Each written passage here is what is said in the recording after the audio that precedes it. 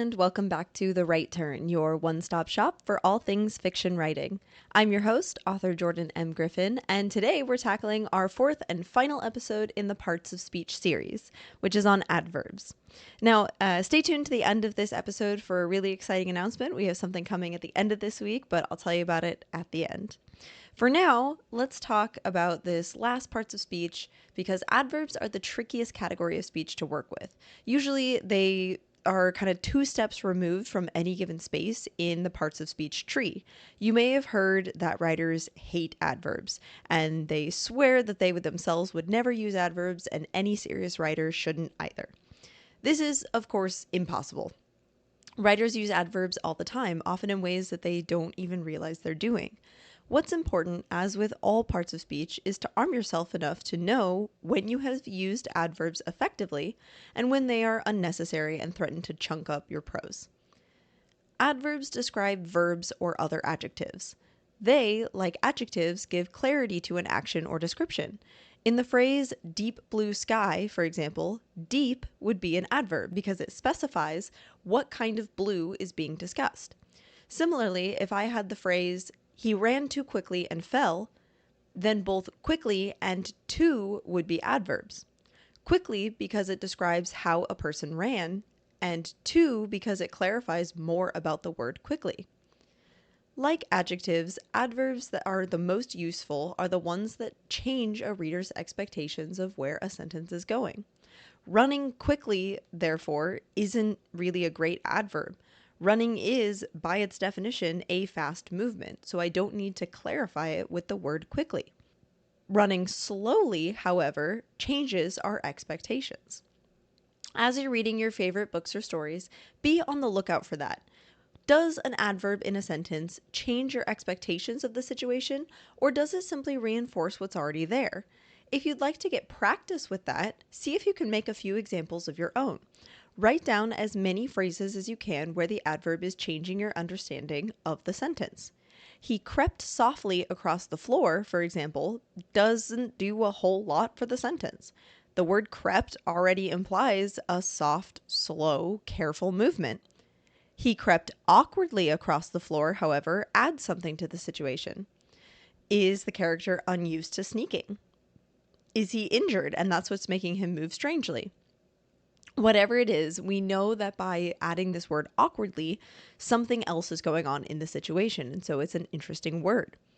The song made popular by the Fugees, titled Killing Me Softly, is an excellent example of this technique. Killing Me Softly, as the song talks about, implies a long, slow descent into a realization that a love can't last because of the damage it's doing to the singer.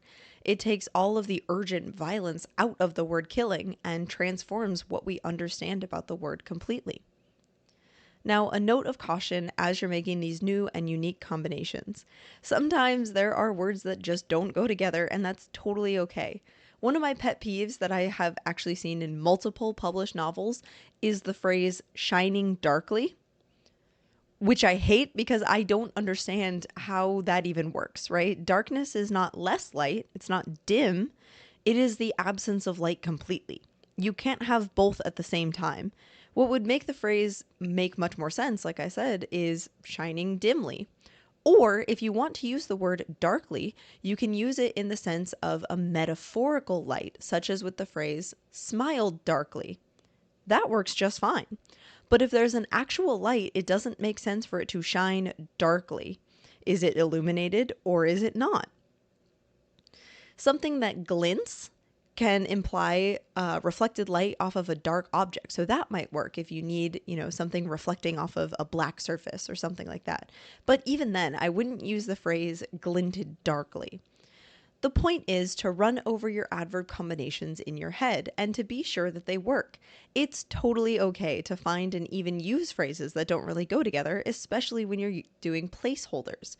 You can always go back through that draft and take out or revise ones you don't like later. Now, there are some adverbs that give the whole category of words a bad name because they just don't really give you anything no matter how they're used. One of the words that I see really often is the word slightly. She tilted her head slightly. They moved slightly to the side. He turned his body slightly to the left. The problem that I have with this word is that it doesn't really add anything to the sentence. Take it out and the sentences are all the same than they were before. She tilted her head, they moved to the side, he turned his body to the left. The meaning of slightly is to give the reader the implication of a small movement, but it's often used with words that imply small movements anyway, so that it's just redundant. That, or it's used to soften a blow that would actually be more effective if it just hit the reader in the face. She looked slightly upset. Why? Why just slightly? Have her be upset and don't apologize for it as the writer.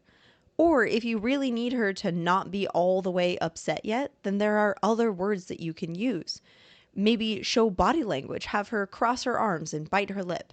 Have her avoid looking at the person or thing she's upset at. Softening your blows in fiction is rarely a good idea. People read stories not to temper their feelings, but to experience them in full. That doesn't mean having your character react at 100% to every tiny thing that happens to them, but it does mean to trust both yourself and your characters when it seems they want to rear up and display their emotions. Good. Big emotions, big movements, and big moments will only serve to make the smaller ones much more impactful, and vice versa. The next piece of adverbs I'd like to cover is their placement within a sentence. Like adjectives, it is rarely a good idea to stack a whole bunch of adverbs together in the same sentence, whether they're modifying one word or separate words. Now, I'm sure this can be done well, if it's done with intention, and maybe there are some comedy books I'm unaware of that make really good use of heavy adverbs. However, I think that for the most part, it's best for writers to use adverbs very intentionally. Because of their nature, describing a thing that is already describing, stacking too many on top of each other can make a normal scene feel almost unreal. In my own writing, I don't like to stack more than 2 adverbs on top of each other, but you should do what makes the most sense for your own work. The devilishly windy day, for example, only has 1 adverb, devilishly, which describes how windy it is. It would be much more awkward if I tried to stuff more adverbs in there. The wildly, devilishly windy day.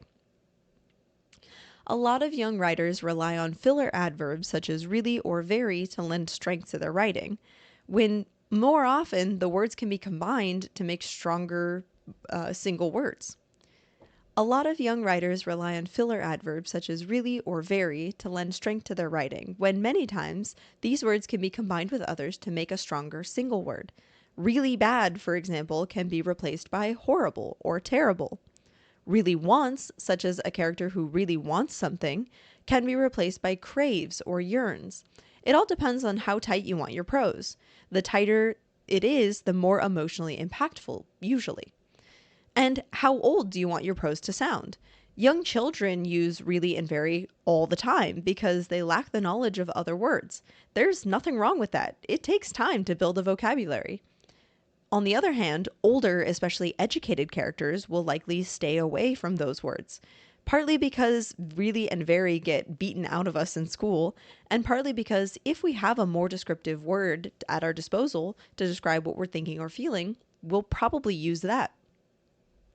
One place adverbs can appear that many writers might not think of is in sentence modifiers. You see them all the time in phrases like, finally, they arrived at the house. Finally is technically an adverb in that case. Or, fortunately, they didn't have to wait long. These words don't sound like adverbs because of how far away they are from any verbs or adjectives. In fact, they usually come right before the noun, and that adds to their tendency not to be seen as adverbs, but as some other parts of speech. While I wouldn't recommend using these modifiers in every single sentence, their presence in a narrative really helps to contextualize events within time, especially if you're moving your characters through a transition, like they're going from one activity to another. These words can be incredibly helpful in indicating some amount of time that has passed. If I have characters walking home, for example, and it's not necessary to the narrative to show every single second of their walk, then I might use one of these adverbs to transition them into the next part of the story. Part of good writing is being able to speed up and slow down time as necessary, so don't be shy about using adverbs to do it, especially if that is the most concise and impactful way. I used to really not enjoy the word suddenly because I felt like it was an easy way out. But after reading several projects where I refused to use suddenly and instead came up with half a dozen much more ridiculous and cumbersome ways to convey something that happened fast and unexpectedly, I decided to see if I could rehabilitate that word. After playing around with it, I realized I don't hate the word suddenly. I just hate it at the beginning of sentences. Suddenly, a woman popped out of the darkness. Suddenly, the doctor entered the room. It sounds unnatural to me, like there's this weird pause and the reader's waiting to find out what happened. Instead, I found that moving the word closer to the verb changed the way I felt about it, and I liked the flow much more. So this is what I do now. The door opened suddenly and the doctor swept into the room. You can do the same thing with adverbs you come across as you're reading them. If there's a word that really irks you, see if you can find a way to blend it into sentences so that it's not so jarring. To use a cliche food metaphor, vegetables can be hard to swallow when they're prepared on their own and left by themselves on the plate. But if you add a little butter and garlic, even the most stubborn green food starts to taste good. See if you can pair your adverbs in different ways that make them more palatable to your inner monologue as you're reading. I'm still trying to do this with the word slightly, and I imagine I have a very long road ahead of me. So if anyone has a sentence where they use slightly in a new and interesting way that actually benefits my understanding of an action, let me know. I would love to hear it. Another way adverbs can appear without drawing too much attention to themselves is through their transformation from nouns. For example, in the sentence, Aaron rode home on his bike, home is technically an adverb. It tells us where Aaron is riding. This is a sneaky way to use adverbs because they're not as easy to pick out at a glance. We're used to seeing ly words and knowing that most words that end in ly are adverbs. Take a word like home, which can also be a noun though, and that becomes much harder. Time works this way as well. She took an hour to write her essay, gives us the adverb an hour. It modifies the word took because it answers the question, how long? How long did it take her to write her essay? An hour. And alone also, he stood alone in a room. See if you can make a list of words without an ly ending that can be used as adverbs.